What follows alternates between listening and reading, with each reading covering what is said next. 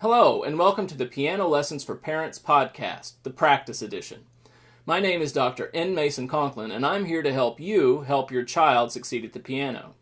In just a few minutes a week, you can learn the basic musical concepts that will help you supervise and evaluate your child's practice time at home, and learn some tricks and tips to help your child make the most of that at-home practice time.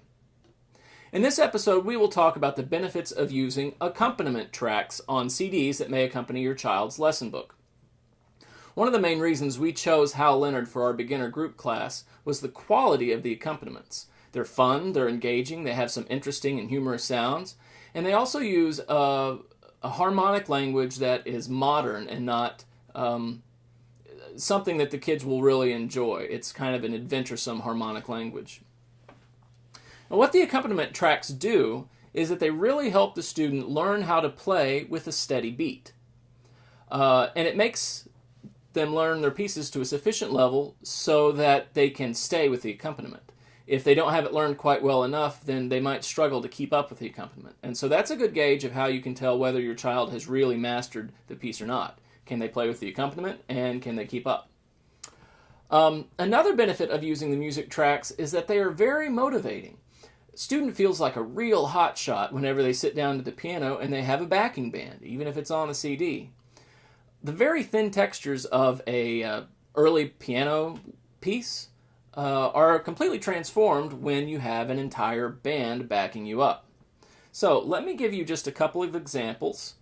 I'm going to start by playing My Best Friend just so you can hear what it sounds like without the accompaniment track.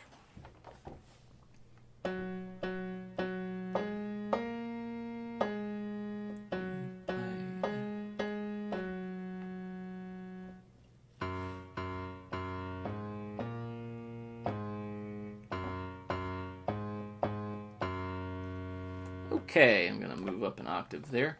And now what I'm going to do is I'm going to play the two accompaniment tracks without playing along so you can see the difference between what you'll normally get on an accompaniment track CD. The first track will generally be a little bit slower. It's sometimes called the practice track or the learning track.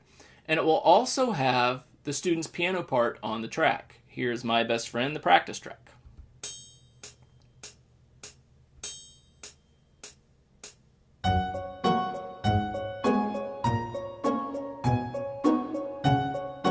You can hear the piano part played over the accompaniment.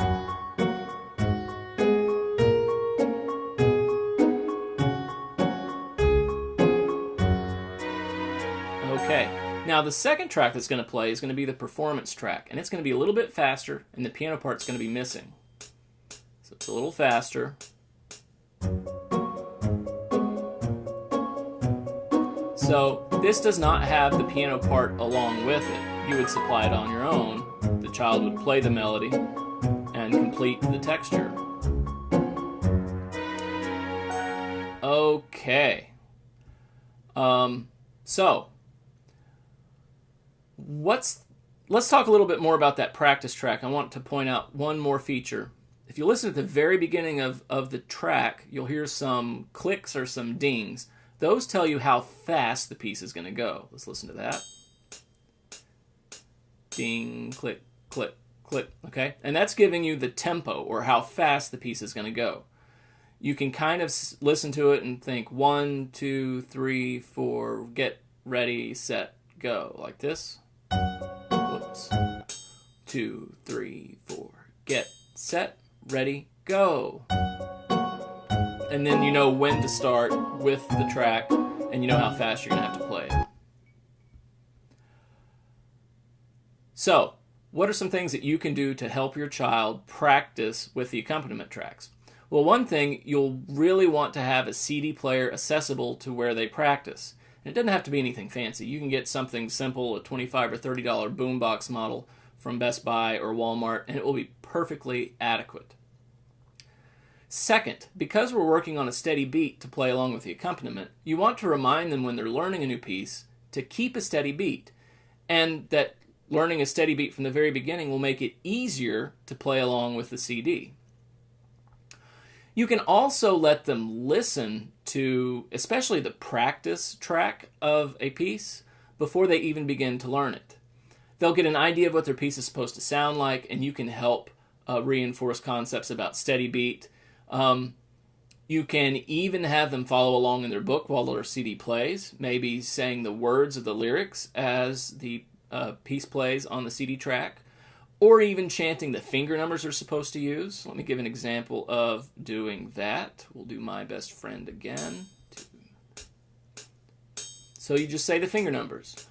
2, 2, 2, 3, 4, 3, 2, 2, 3, 3, 2.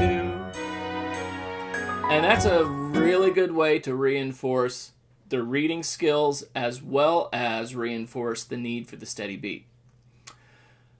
Later on, maybe you can chant note names instead of finger numbers. If this were in the key of C, you might chant C, C, C, D, E, D, and that way they can even practice naming their notes.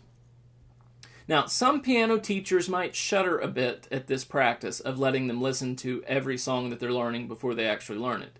See, the fear is that they won't actually learn to read the rhythms. I'm not so concerned about this, to tell you the truth, because what they get out of using the accompaniment tracks is developing that ingrained sense of steady beat. The music always moves at a steady beat. And what they learn from this is invaluable. We spend plenty of time in our group lessons going over how to read music notation and how to read different note lengths at sight. We spend a lot of time in piano lessons before they even play to look at the notes and make sure they know how to count it. So getting that extra bit of reinforcement, I don't think is going to do so much damage that they don't learn to read their rhythms. There's other ways to make sure that they're reading the rhythms. Okay, that's it. Thanks for watching. Tune in next time to the practice edition to learn about the importance of consistency in practice. I'll see you then.